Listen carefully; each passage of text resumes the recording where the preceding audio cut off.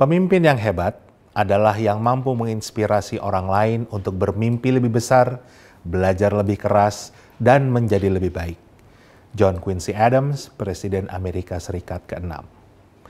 Sang pemimpin hadir sebagai sebuah program bincang santai bersama para tokoh untuk membahas pandangan, gagasan, dan langkah-langkah agar Indonesia tercinta ini menjadi lebih baik, menuntaskan berbagai permasalahan, mewujudkan keadilan, dan menghadirkan kesejahteraan untuk semua. Saya Indra Karismiaji bersama rekan saya Tantri Murdopo akan mengajak Anda semua untuk mengenal tokoh berikut ini secara lebih dalam.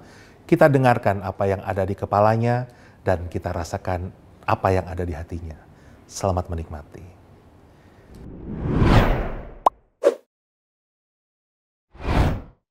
Nah ini dia, kita tunggu Bang Indra balik lagi. Apa kabar Pak Indra? Alhamdulillah. Silakan Pak, silakan.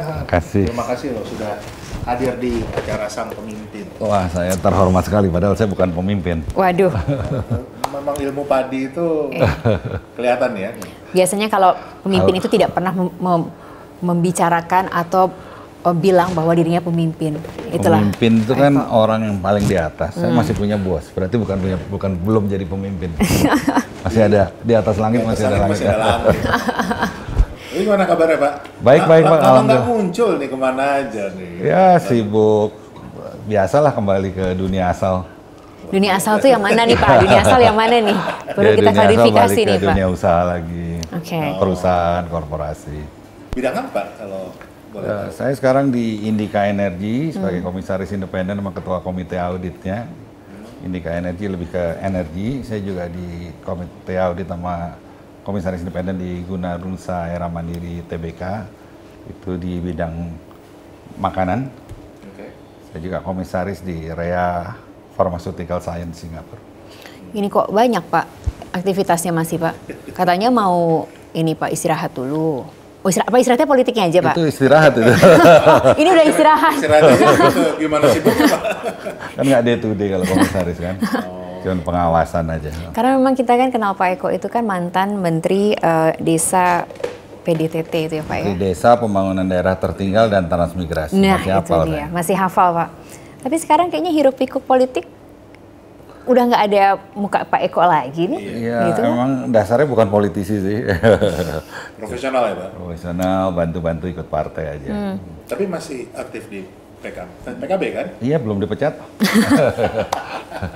Enggak lah, itu partai yang membesarkan saya, nggak mungkin saya keluar dari partai. Tapi udah nggak aktif, nggak memegang jabatan di partai atau?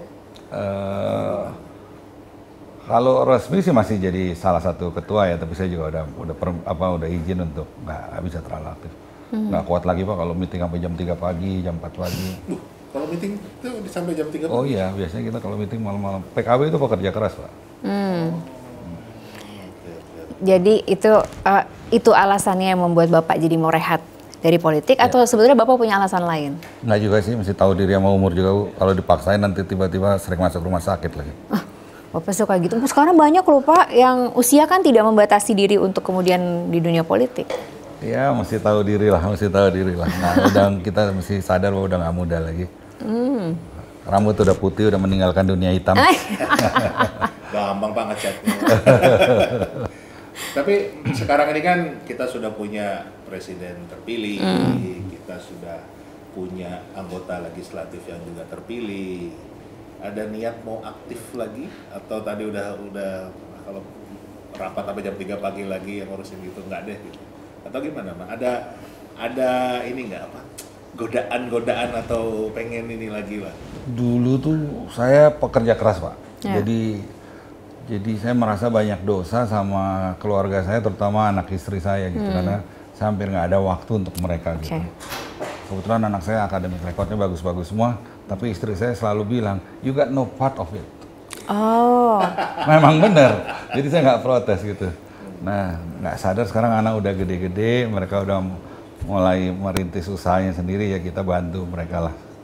Sebelum. Pak, tapi itu menjadi dualisme sisi seorang pemimpin nggak sih? Di satu sisi punya jabatan prestisius tertentu, bisa untuk masyarakat, Untuk kepentingan publik, tapi di sisi lain ternyata ada kalimat kepentingan keluarga, bahkan istri bilang bahwa you have no part of this gitu. Itu dualisme nggak sih Pak? Hatinya sakit nggak sih Pak sebetulnya? Jadi begini, apa namanya?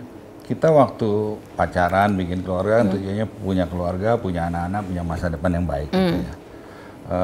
Dulu istri saya juga kerja Bu, saya juga kerja. Tapi awal-awalnya kita berantem terus karena sama-sama capek. Iya. Jadi saya bilang ini sih bukan pernikahan ini kalau kayak gini nih. Ring tinju ya Pak? Jadi karena sama-sama capek, ususnya pendek kan. Jadi apa namanya, saya bilang sama istri saya, salah satu mesti berhenti dah. I don't mind jadi bapak rumah tangga deh, apalagi anak udah mulai ada satu kan. Oh, Bapak memberikan kesempatan itu? You don't mind? Iya, karena istri saya waktu itu gajinya lebih gede dari saya Bu. Wow, oke. Istri saya kan juga civil engineer juga, So you don't mind to be at home, ngurusin anak segala macam? Itu cuma trik aja lah. Oh oke. Kan? Aku pancing langsung keluar kan? Tapi ternyata istri saya akhirnya give up juga. Kasihan juga dia sekolah tinggi-tinggi juga. Dia punya karir bagus juga gitu kan. Tapi kan kalau kita perhatikan ya di negara-negara berkembang menuju maju lah, Indonesia termasuk itu kan ada fenomena middle class ya. Yeah. Middle class itu rata-rata suami istri kerja. Yeah. Trafficnya itu rata-rata di negara berkembang itu problem. Yes. Banyak middle class karena nggak mau punya environment yang jelek tapi nggak bisa beli rumah di kota, tinggalnya di suburb. Yes. Jadi mereka normal pun berangkat pagi pulang malam. Yeah. Jadi anak-anaknya banyak diasuh oleh bukan orang tuanya gitu. Nah itu yang jadi kalau saya lihat jadi banyak masalah, jadi masalah narkoba, masalah itu udah gitu. Apalagi kalau orang tuanya sering berantem di depan anak gitu kan. Yeah. Nah ini yang akhirnya saya bilang sama istri saya, ya pilihan lah. Jadi I don't mind jadi banyak kan bapak-bapak yang jadi house husband juga. Iya. Nggak, saya pikir Pak Eko tuh akan ngomong, kamu di rumah saya kerja, ternyata kamu kerjanya saya di rumah gitu. Itu menarik loh Pak, buat saya itu menarik. Itu loh. Cocok jadi politisi. Itu maksud saya. Kan, lumayan 20 tahun jadi ikut partai kan. Karena kan Bapak di PKB juga kemarin kok nggak kelihatan sih Pak waktu Pilpres? Memang saya nggak terlalu aktif sih, udah nggak terlalu aktif. Karena kan PKB kan juga bagian dari Pilpres kemarin gitu. Iya. Minimal muka Bapak kok nggak ada gitu saya lihat. Iya, kemana memang. Bapak udah gitu. Waktunya yang muda-muda. Alah bisa aja nih Bapak nih. Waktunya. Ngelesnya tadi itu ya. Dan waktu pileg juga hasilnya meningkat kan jumlah kursi di DPR RI ya. Oh PKB sejak ada Menteri Desa sih orangnya meningkat terus.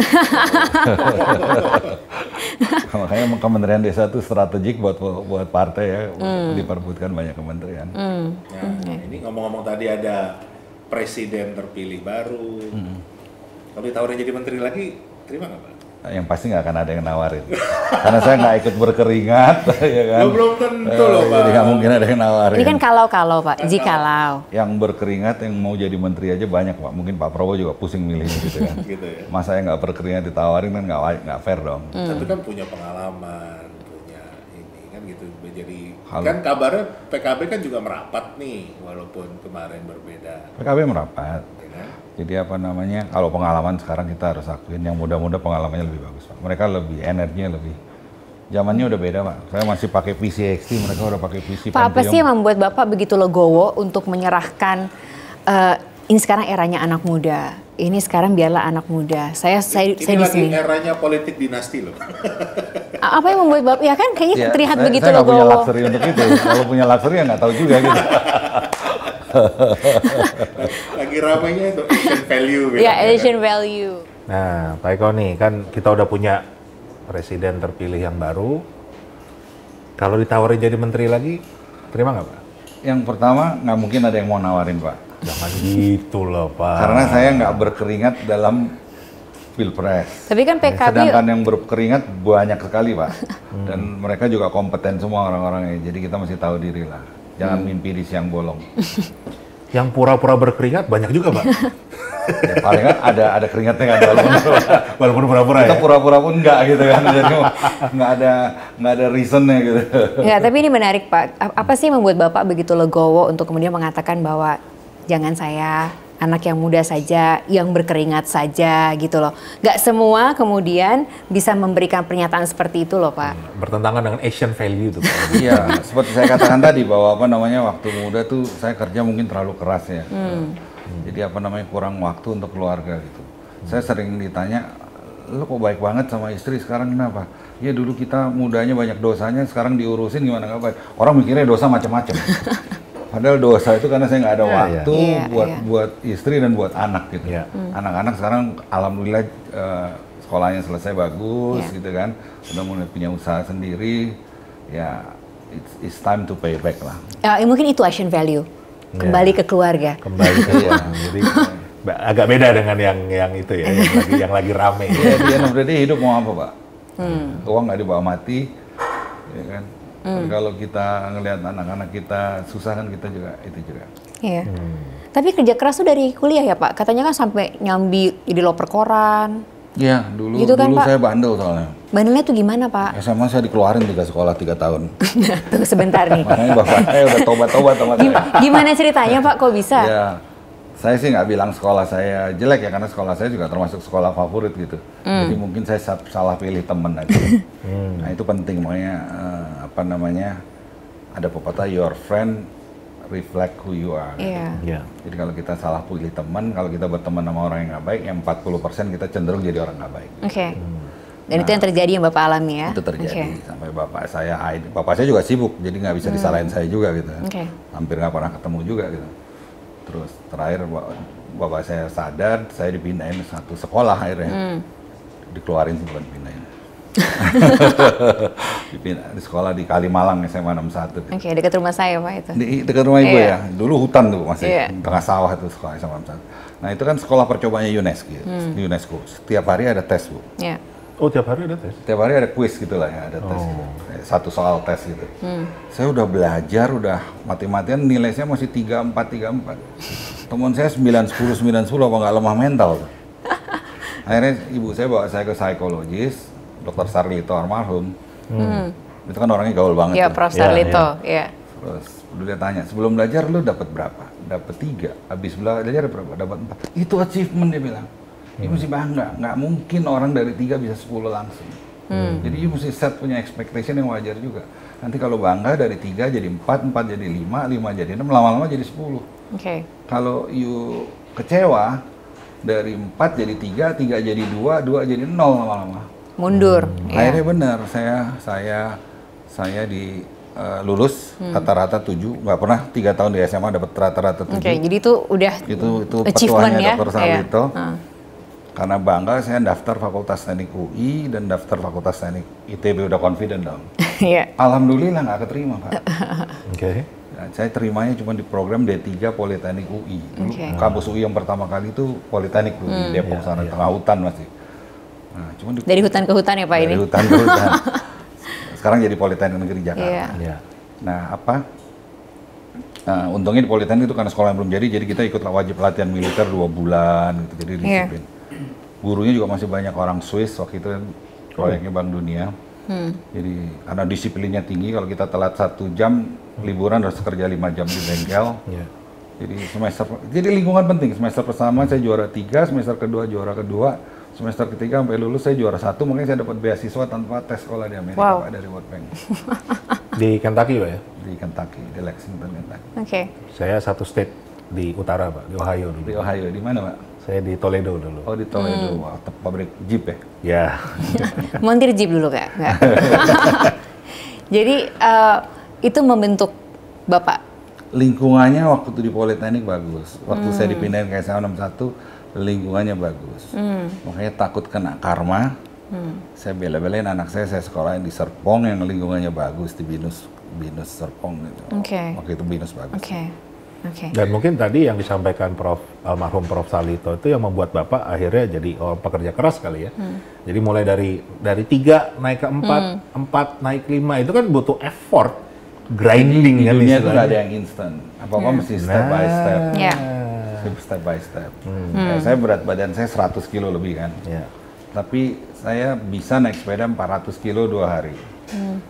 Itu saya cuma mau proof sama anak buah saya, when there is a will, there is a way. Tapi tentunya nggak bisa instan. Awal-awalnya jalan 10 kilo aja udah gelap mata ya, Pak. Tapi kita nggak give up, kita coba terus, lama-lama ikut touring kuat juga. Gitu. Ini kan apa ya, sebuah value, sebuah nilai yang memang harus kita sampaikan ke anak-anak kita. Tapi yang muncul sekarang kan berbeda, Pak.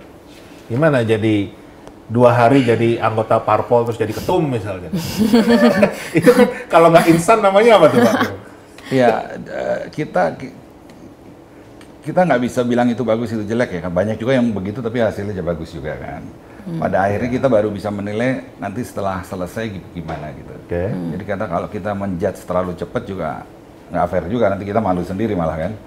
Nah, tapi gini lah, anak-anak muda sekarang terutama Gen Z ya, saya lihat anak buah saya Gen Z itu kan mereka apa-apa maunya instan. Iya. Dan saya ngalamin, kenapa dulu saya SMA rusak? Karena saya melihat dunia kok ternyata tidak sempurna ya. Dalam artian Pak? Ya ternyata apa yang kita harapkan tidak sesuai dengan kita harapkan gitu kan. Akhirnya jadi frustrasi gitu kan. Nah, waktu saya ngambil MBA ada profesor dari Harvard Business School, guru saya namanya Dr. Leonard Risley bilang, karena saya orangnya idealis kan waktu itu kan. Kalau di business school kan kita banyak debat kan, tapi debatnya tuh saya terlalu idealis gitu, yang which is nggak ada di dunia gitu. Jadi dia bilang, samperin saya, Eko, don't think the world like it is supposed to be. It won't exist. Wow. Because the world is not perfect, you are needed. Jadi mungkin Tuhan sengaja menciptakan dunia itu tidak sempurna. Kalau dunia sempurna mungkin kita nggak ada job, Pak. Nggak ada. Bayangin kalau Tuhan hapus penyakit dari dunia, Pak. Kalau Tuhan mau kan bisa kan kun fayakun kan. Itu berapa juta dokter nganggur, Pak. Swiss yang negara paling kaya di dunia karena pabrik obat bangkrut tuh, Pak. Nah, jadi di setiap opportunity itu pasti ada soal. Jadi kita mesti lihat positif side-nya lah. Jadi butuh keseimbangan di dunia ini, tapi melihatnya selalu dari segi positifnya. Karena persoalan itu memang sengaja diciptakan untuk menciptakan aktivitas. But how do you change, Pak, dari orang yang sangat idealis tiba-tiba bisa masuk ke politik, yang kemudian harus fleksibel gitu, bisa kemudian masuk ke bisnis gitu. Oke, bisnis karena memang kuliahnya di sana lah Pak, itu mungkin bisa dimengerti. Tapi politik itu kan beda sekali dengan Bapak yang katanya idealis kita gitu. Kita termasuk generasi yang beruntung loh Pak. Kita ngalamin berapa presiden, ngalamin ada zaman otoritarian, ada zaman reformasi, ada sekarang. Jadi teknologi kita juga dari masih pakai telepon engkol, ada handphone yang segede buku kayak buat ngebuk maling ini, sampai ada apa namanya smartphone gitu. Jadi saya beruntung bisa hidup di zaman yang ngalamin perubahan begitu cepat gitu ya. Pertanyaannya apa tadi? Pertanyaannya gimana Bapak bisa berubah kemudian jadi bisa masuk ke politik? Bisa masuk politik gitu. Dari orang yang sangat idealis gitu. Iya ada dulu namanya masih muda kan cita-cita bisa banyak boleh dong. Jadi apa namanya dulu saya dengar ada seorang hebat itu bilang kalau you jadi dokter you bisa berguna buat mungkin 100 orang. You jadi pengusaha mungkin bisa 10.000 orang. Tapi kalau you jadi politisi bisa jutaan orang gitu. Jadi walaupun kita nggak ada background politik ya kepengen juga cita-cita jadi politik. Jadi saya masih ingat waktu saya direkrut di Sirat Produce waktu itu. Saya pindah dari itu ke Sirat Produce. Salah satu pertanyaan dari presidir saya waktu itu, your vision gimana gitu. Dia surprise juga, saya bilang, someday I want to be a politician gitu. It's like a joke gitu kan. Karena seperti bukan profilnya Pak Eko kan. Nah pas reformasi kita kebetulan deket sama Pak Muhaimin, deket sama Mas Saiful, waktu itu deket sama teman-teman, kita bantu-bantu ya keterusan. Keterusan sampai menteri. Nah, kalau menteri itu kecelakaan. Nah itu apalagi itu ceritanya. Kalau menteri itu kan karena ditunjuk, bukan karena prestasi kan. Tapi memang hubungan dekat dengan Pak Jokowi. Saya pernah jadi saya pernah jadi apa namanya deputi tim transisi beliau kan waktu itu tahun 2014. Menarik kalau kemudian sekarang sepertinya Pak Eko mulai melihat kacamata politik dari luar gitu. Dari helikopter view lah. Gitu ya Pak ya. Kalau saya ini melihat dari jawaban-jawaban Pak Eko tuh, saya tetap ada tapi beda nih. Kalau dulu di dalam, sekarang mulai di luar. Gitu nggak kira-kira Pak Eko? Ya mungkin umur ya. Nanti kalau umurnya udah 60 juga kayak saya juga. Dulu saya suka ngebut, Bu. Sekarang jalan 100 saya, jantung saya heartbeatnya udah naik. Dulu saya suka nemenin saya naik roller coaster anak saya. Anak saya yang paling hobi naik roller coaster kalau kemana-mana. Sekarang dibayar pun nggak mau. Mungkin udah ada umur mungkin. Cucu udah ada, Pak? 1. Berarti sekarang salah satu hobi juga main dengan cucu? Nah problemnya anak sekarang tuh terlalu banyak lihat YouTube, Bu. Kenapa Pak Jadi jadi? saya sampai fed up juga gitu. Mau ketemu cucu mesti ganti baju, mesti cuci tangan, mesti mandi, mesti nggak boleh pakai handphone, nggak boleh pakai itu. Ya udah tunggu gede aja lah saya bilang. Oke, fotografi masih hobi fotografi? Masih foto-foto? Masih. Oke, dengan handphone minimal atau dengan kamera-kamera Bapak itu? Kamera banyak, saya banyak kamera dari yang masih pakai film sampai yang udah digital lens aja, Pak. Tapi ya itu ternyata foto tuh handphone tuh hasilnya lebih bagus ternyata. Hasilnya lebih bagus. Pakai kamera kan settingnya manual susah bener tuh kan. Iya. Udah gitu kalau saya traveling bawa kamera tuh yang ada berantem sama istri gitu. Karena jadi bawanya berat. Tapi menarik, maksud saya masih menjalankan hobi di tengah berbagai kesibukan. Masih nulis buku. Ini buku tahun berapa ya Pak yang dibawa ini? Ini waktu saya jadi Saya angkat ya Pak ya, menteri, boleh ya? Pak. Ini waktu Bapak jadi menteri ya? Berarti rural economics. Ini bukan saya yang nulis sih. Jadi saya di interview mereka saya suruh nulis gitu. Oke. Karena saya nggak bisa nulis.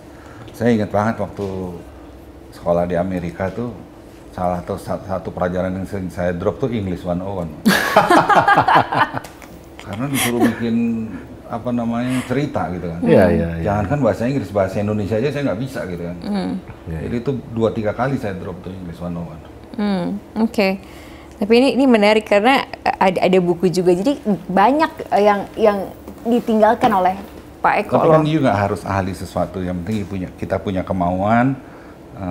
Leadership itu kan pada dasarnya bisa menyelesaikan satu pekerjaan sebaik kalau kita kerjakan sendiri, tapi bukan kita yang mengerjakan. Nah, kesalahannya every leader itu saya lihat pada saat anak buahnya nggak mampu, dia take over pekerjaannya. Nah, di situ dia punya capacity jadi limited. Kenapa? Katakanlah Bapak seorang leader, dalam 8 jam punya kapasitas mengerjakan 10 poin. Satu hari Bapak bisa ngerjain berapa poin? Cuma 30 poin kan Pak? Karena satu hari cuma 24 jam. Itu pun Bapak udah burning karena nggak tidur. Tapi kalau Bapak bisa delegate ke anak buah, diajarin sampai bisa, anak buah bisa ngerjain 1 poin aja udah good enough. Karena kita bisa cloning 1000 anak buah, 1 juta anak buah. Jadi 8 jam bisa 1 juta, nggak ada orang burning kan. Betul. Saya nggak bisa nulis tapi ya punya buku lah. Panggil orang, saya bicara, tulis bukunya. Begitu saya baca nggak cocok, rubah. Jadi sebenarnya ini intinya tentang apa sih Pak? Intinya dari... Intinya tentang bisnis model pembangunan desa. Di desa-desa kita tuh banyak yang susah maju dulu karena desa tuh nggak fokus. Nah, padahal desa itu kan 82% ekonominya tergantung dari sektor komoditi kan, pertanian, perkebunan, perikanan, peternakan. Komoditi itu nature-nya harus besar dan vertically integrated. I see. Karena marginnya kecil. Nah, kalau dia nggak bisnis, dia kecil-kecil nggak fokus, nggak bisa integrated. Jadi yang terjadi, Bapak saya kasih bayangan, di Amerika gajinya itu 60 juta per hari. Di Indonesia cuma 5 juta per hari. Tapi biaya produksi jagung di Amerika cuma setengahnya di Indonesia. Betul. Kenapa? Karena bisnis proses sama bisnis modelnya kita salah. Di Amerika pakai harvester modern 1 hari itu bisa ngerjain 40 hektar cuma 4 orang. Di Indonesia 1 hektar 10 orang. That's not it. Panen jagung nih, 10 orang kerja. Jagung dipetik, masukin ke karung. Setelah dimasukin ke karung, dibawa ke pinggiran, taruh di truk, dibawa ke tempat pemempilan. Itu kadar airnya masih 35% tuh. Padahal jagung hanya bisa disimpan dengan kadar air 15%. Separuh dari ongkos angkut tuh ngangkut air. Habis itu dikeluarin dari karung, dipipil, masukin karung lagi, masukin truk, dibawa lagi, dibawa ke pengeringan. Keluarin dari karung, dikeringin, masukin karung lagi, dibawa ke feed mill. Di Amerika 40 hektar tuh bapaknya nyupir harvesternya, ibunya nyupir traktor pengangkutnya, keluar udah dipipil. Tapi ada Pak. Itu kan bukan rocket science, Pak. Betul. Itu kita bisa beli. Sekarang kalau ada uang bisa beli kan. Nah kalau itu diterapin di Indonesia karena jagung masih 5 ton per hektar, itu bisa 15 ton. Kalau bisa 10 ton aja Pak. Kita katanya produksi 25 juta ton per hektar. Masih kurang 3 juta ton. Kalau pakai itu, anggap aja bisa 10 ton aja, produksi kan jadi 50 juta Pak. Kita bisa ekspor 22 juta Pak. idealnya, Pak? Di pertanian tuh kita ada yang lebih hebat dari Amerika, Pak. Apa itu, Pak? Kita bisa nanam singkong, tumbuhnya jagung. Langsung, Itu di Amerika nggak bisa. langsung Pak. no comment. Gini Pak. Canda. Dunia tuh ada sisi baik, ada sisi jeleknya. Kalau kita hanya ngelihat dari sisi kita nggak bisa hindari sisi jelek tuh ada, sisi baik. Iya, Betul. Kalau kita hanya ngelihat sisi jeleknya aja, kita jadi yang rugi kita, Pak. Iya. Karena kita jadi males, kita jadi kecewa. Padahal hidup itu yang paling penting tuh jangan sampai kita kecewa. Karena kalau kita kecewa, itu kita nggak ada semangat untuk berbuat kan. Ya. Itu belum mati udah kayak orang mati, Pak. Makanya berusaha untuk lihat sisi bagusnya aja supaya kita selalu ada semangat melihat peluang, melihat masa depan yang baik, Pak. Wah. Salah satu yang saya gemes, Pak, sebetulnya dengan bagaimana pembangunan desa, sisi pertanian itu, saya tuh paling gemes urusan kedelai, Pak. Kita tuh kan konsumsi kedelainya tuh benar-benar luar biasa kan, mau makan tahu, makan tempe, kecap itu kan semua kedelai. Tapi kita bahkan tidak mampu memproduksi yang tadi Bapak katakan, mencukupi kebutuhan kita sendiri dengan biaya yang murah. Kita harus impor loh. Begini, Pak, tanaman tuh ada tempat-tempatnya, Pak. Oke. Kayak jagung, beras itu memang tanaman tropis. Ya. Subtropis masih bisa, tapi 1 tahun cuma sekali. Kayak di Amerika tuh 1 tahun cuma sekali. Kalau di Indonesia bisa 3 kali kan. Ya. Kalau kedelai itu memang bukan tanaman tropis, Pak. Jadi kalau dipaksakan tidak ekonomikal. Tukang tahu tempe pun nggak mau pakai kedelai lokal karena lebih kecil. Kecuali kalau ada genetician kita belum ada sekarang yang bisa menciptakan bibit yang ditanam di tropis, bisa hasilnya kayak ditanam di subtropis atau di negara 3 musim. Jadi kita nggak apa-apa kita nggak bisa berburu kedelai. Tapi kalau jagungnya kita produksinya bisa besar, kita ekspor jagung dapat devisa, uangnya bisa buat beli kedelai juga kan. Kalau kita beras Indonesia masih 4 ton per hektar.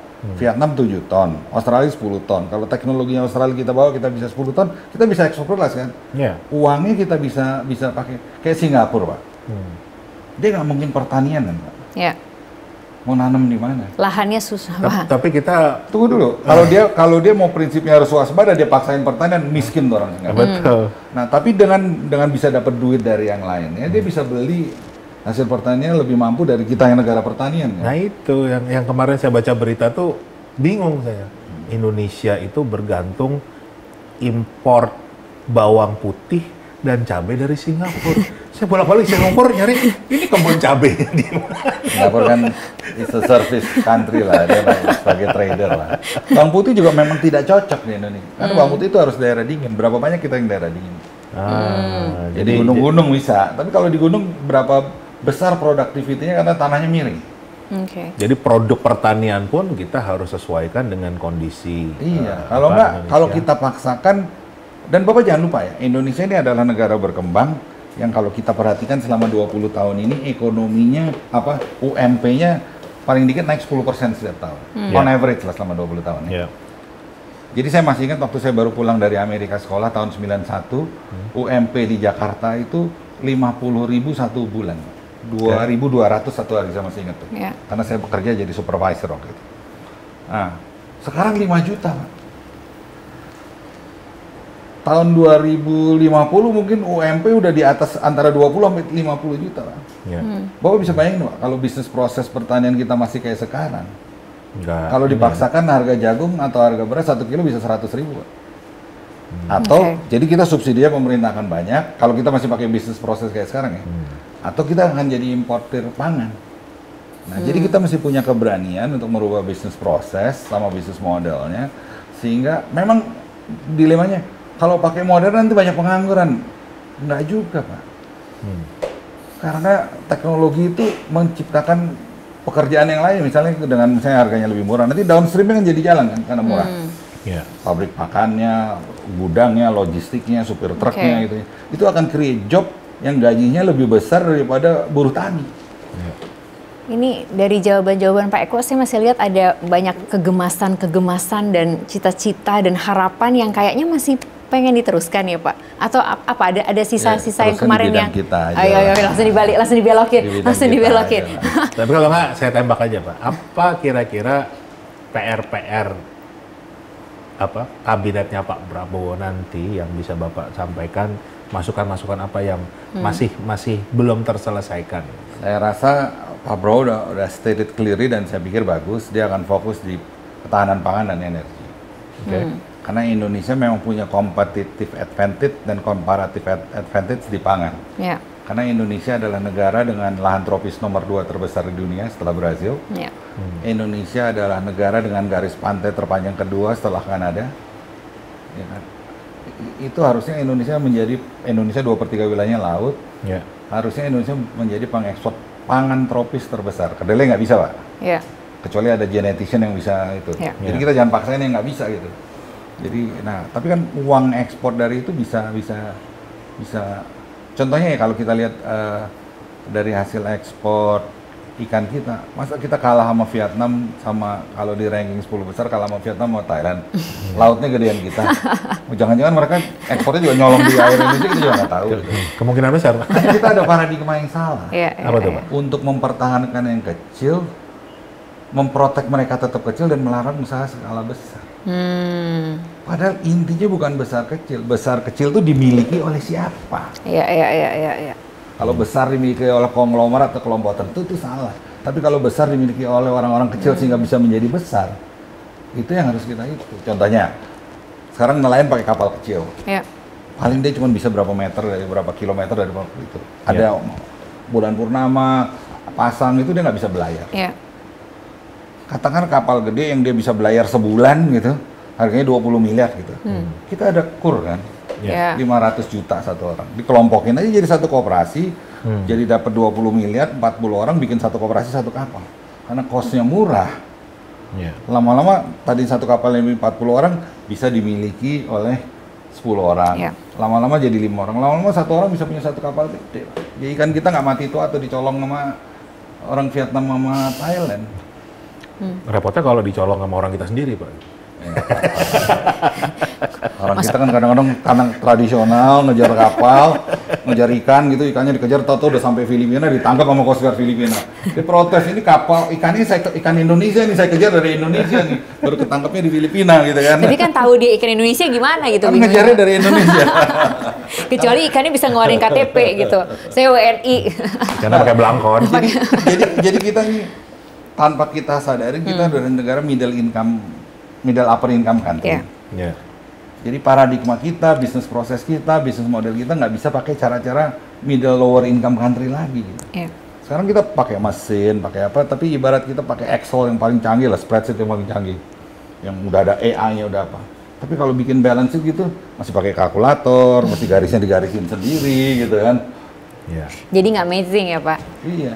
Nggak Jadi bisa. kita hardware-nya yang udah modern, tapi kita punya mindset masih. Artinya apakah pembangunan manusia itu juga harusnya menjadi fokus dari Pak Prabowo? Saya rasa semua presiden memperhatikan manusia ya, apalagi kan kita 20% dari APBN kita dipakai untuk sektor pendidikan. Nah, APBN kita naik terus kan, waktu saya jadi menteri itu APBN masih 2.000 triliun, sekarang udah 3.400 triliun kan. Tahun 2.400 triliun itu kira-kira 3.400 triliun itu kira-kira sepertujuh dari GDP kita kan. GDP kita kan 1,4, kira-kira 22 triliun lah. 22.000 triliun. Katanya tahun 2050 nanti GDP kita udah 8 triliun. 8 triliun US dollar. 8 triliun US dollar itu berarti 800.000 triliun kan. Nah, kalau berarti APBN kita kalau sepertujuhnya berapa? Udah ratusan triliun, anggaran pendidikannya gede, Pak. Tinggal naruhnya aja yang itu. Nah, itu kan memang anggaran pendidikannya besar, tapi fokusnya kan masih belum betul-betul membangun manusia, Pak. Yang tadi Pak Eko juga sampaikan kan bagaimana masih tradisional ini itu kan butuh. Tapi terlalu keras lah kalau nggak bangun manusia. Nggak ada pemerintah yang nggak bangun manusianya lah. Kita bisa sekolah, bisa itu kan karena ada program dari pemerintah juga gitu kan. Betul. Bahwa belum sempurna, mari sama-sama kita bantu, kita sempurnakan. Tapi itu berarti menjadi pesan yang jelas juga bahwa ada banyak ketidaksempurnaan. Masih banyak PR. Masih banyak The PR world gitu ya. never been perfect. Itu tadi. Ya kan? Jadi kita mau ngeliat ketidaksempurnaannya terus menggondeli itu apa ya, memegang orang yang mau bekerja untuk menyempurnakan, atau kita mau membantu menyempurnakan. It's the choice. Kalau majority dari bangsa kita selalu berpikiran positif, selalu melihat membantu untuk sama-sama menyempurnakan ketidaksempurnaannya, kita bisa jadi kayak Korea, kayak Jepang, kayak China gitu. Tapi kalau kita cuman asik melihat ketidaksempurnaannya and do nothing, kasihan yang kerja, Bu. Iya. Siap. Iya, Pak. Terima kasih. Thank Pak you, Eko, Bapak, Ibu. sudah berkenan hadir di acara Sang Pemimpin. Banyak hal yang kita dapatkan dari Pak Eko, kita pelajari, dan kita juga memberikan masukan-masukan positif pada pemerintahnya Pak Prabowo. Sukses selalu. Thank you, Pak Pak. Makasih banyak ya thank you, Pak Bu. Eko. Sambil diminum, Mbak, kita Silakan. santai ini. Karena apa yang kita pikirkan menjadi apa yang kita kerjakan, Pak. Ya. Apa yang kita kerjakan menjadi siapa kita gitu. Betul. Kita jumpa lagi di Sang Pemimpin berikutnya. Tidak hanya melihat seorang pemimpin dari kepala, tapi juga dari isi hatinya. Sampai jumpa. Thank you.